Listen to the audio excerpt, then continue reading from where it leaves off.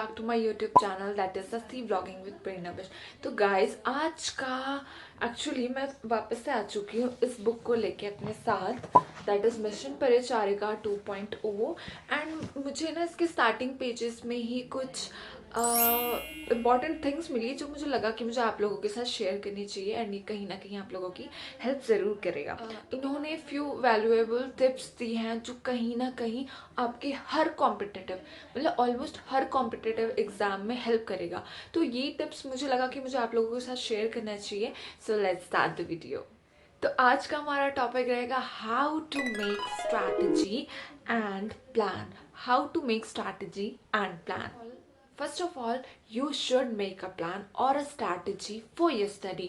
It is very, very, very much important. And then take an oath or a firm resolution for this plan.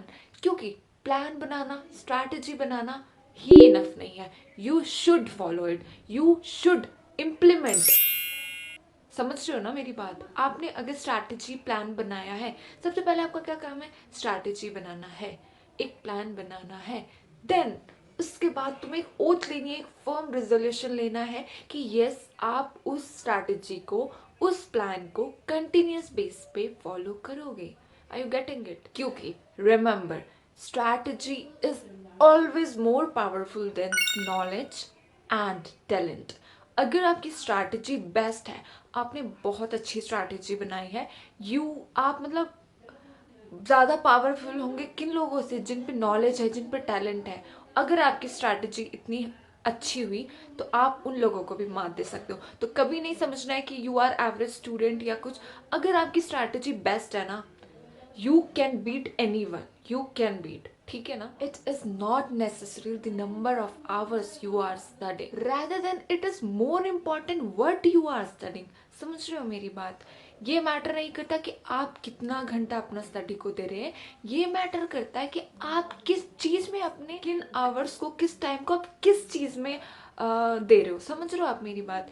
ये matter बिल्कुल नहीं करता कि आप सुबह से रात तक पढ़ रहे हो। मैटर ये करता है कि आप पढ़ क्या रहे हो, आपका कंटेंट क्या है। It is very important that what you are studying and the continuity you are maintaining. समझ रहे हो? मतलब अगर आप कितने भी आवर्स पढ़ो, डजेंट मैटर, बट आप उस पर कितना टाइम दे रहे हो और किस चीज़ पे टाइम दे रहे हो, ये ज़्यादा मैटर करता है। तो दिस इज़ योर फर्स्ट की ऑफ गुरु मंत्र, this is your first guru key of your success. समझ गए हो ना कि ये मैटर नहीं करता है कि आप आवर्स कितने दे रहे हो, मैटर ये करता है आप किस पे आवर्स दे रहे हो और कितनी कंटिन्यूटी के साथ दे रहे हो।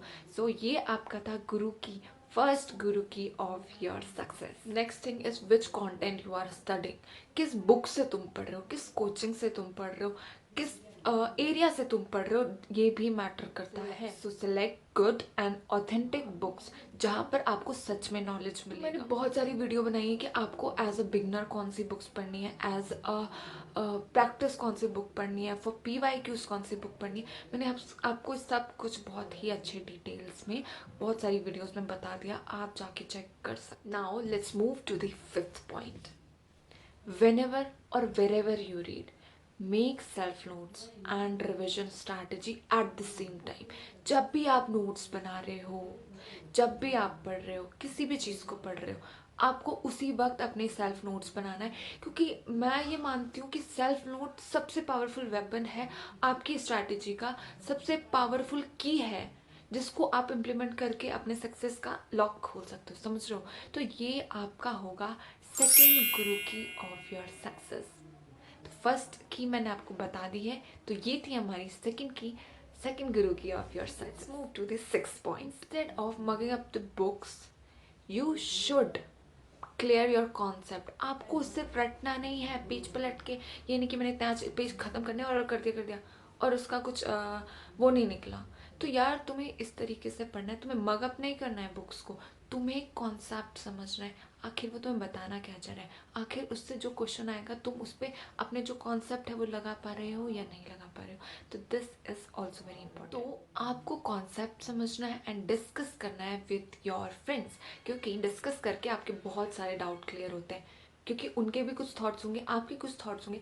जब आप उन चीज़ों को डिस्कस करोगे ना, तब आपको समझ आएगा कि यस कॉन्सेप्ट क्या है, द रियल कॉन्सेप्ट क्या है उसका। तो आप ये पॉइंट ज़रूर याद रखोगे। तो आज का हमारा third Guru key of the success होगा वो है कि stay away from both social functions and social media as long as you are unemployed.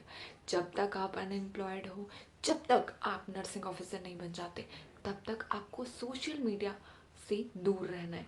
मैं ये नहीं कह रही हूँ कि तुम वीडियोस देखना भी बंद कर दो, नहीं, जो चीज़ इंपॉर्टेंट है सिर्फ वही देखो।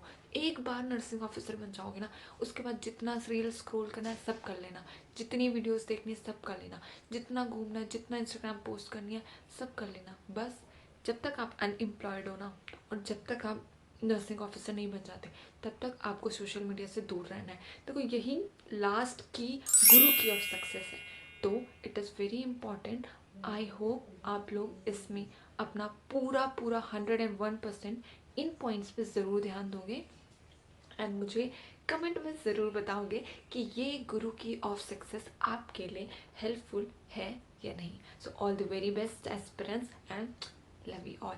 एंड ऐसे ही और वीडियोस के लिए मेरा channel like, share and comment करना ना भूलें and don't forget to subscribe my channel. Bye bye.